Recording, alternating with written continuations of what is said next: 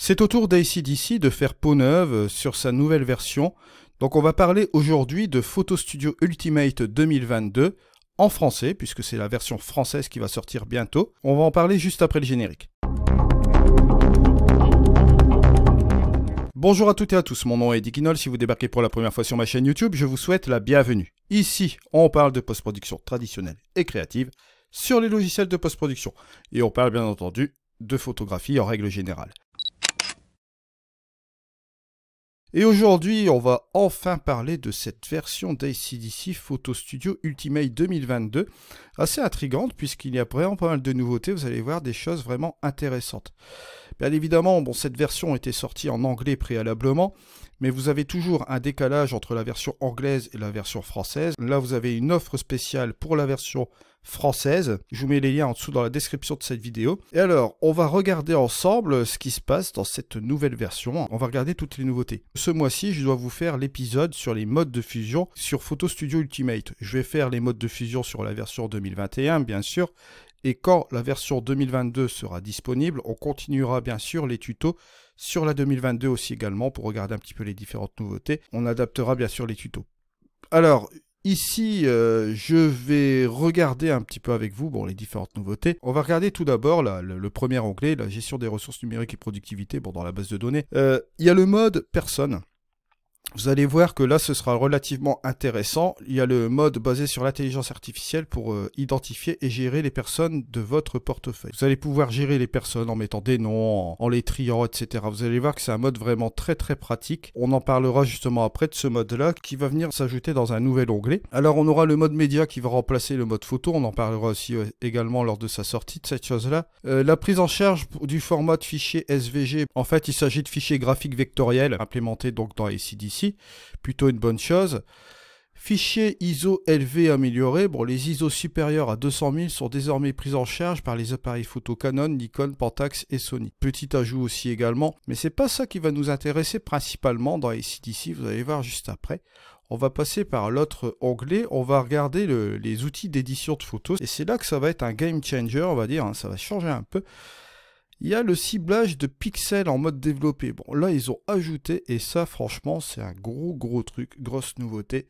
Ils ont mis un pixel targeting dans le mode développé. Pour ceux qui ne connaissent pas le mode pixel targeting, je vais vous le mettre en haut à droite. Je l'avais déjà fait sur la version 2021. Bien sûr, gardez à l'esprit que ce ne sera plus la même version, puisque le pixel targeting a fait peau neuve.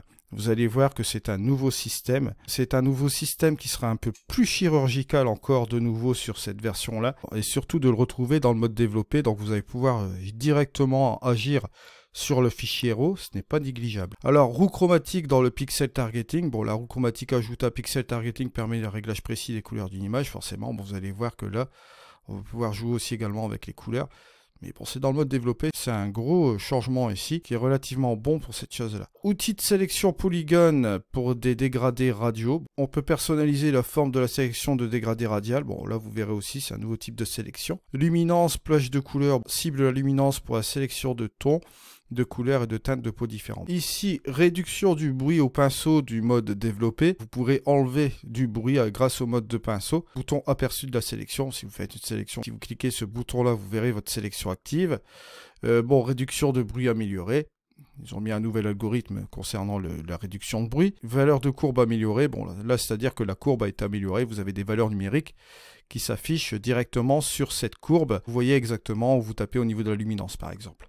Alors, contrôle du dégradé amélioré. Un meilleur contrôle sur les bords dégradés linéaires et radiaux. Ça, c'est encore une petite nouveauté aussi également. Ça concerne bien sûr le menu d'édition. On va aller ici sur les outils d'édition par calque. Ici, la sélection des canaux et le filtrage des canaux. Vous verrez que là, il y a une grosse nouveauté. C'est que là, vous allez pouvoir faire des sélections précises et des modifications aussi précises par rapport aux canaux. D'accord? Comme on est en synthèse RVB, en synthèse additive, quand on travaille dans ce logiciel, on va pouvoir sélectionner soit le canal rouge, le vert et le bleu et faire des trucs assez fous. Le panier de sélection va vous permettre de mettre des sélection en mémoire dans un panier, d'accord? Quand vous faites une sélection dans une image, vous la conservez dans ce panier-là. Vous pouvez conserver cette sélection pour l'utiliser sur un calque, faire un masque, etc. Il y a beaucoup de possibilités avec ce panier de sélection. On en reviendra vraiment dans le détail. Bien sûr, la plage dynamique élevée améliorée, bon le HDR, ils ont fait une amélioration par rapport au HDR. Le focus stacking aussi amélioré, d'accord? Vous avez ces deux outils qui étaient déjà présents dans la 2021, ils ont amélioré pour la 2022. Comme vous voyez ici, un AC/DC basé sur des outils assez chirurgicaux.